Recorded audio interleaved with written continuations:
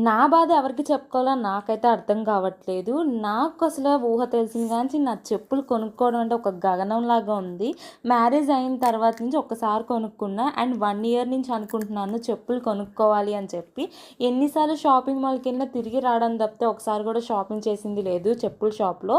But ఈసారి అయితే కొంచెం ఫంక్షన్ ఉంది. మరీ దరిద్రంగా ఉంటే చెప్పులు బాగోదని చెప్పి పట్టుదలతో ఒక షాప్‌కైతే వచ్చాము. అండ్ విజయవాడలో నాకు దొరికేది ఒక్క షాప్‌లోనే అనమాట.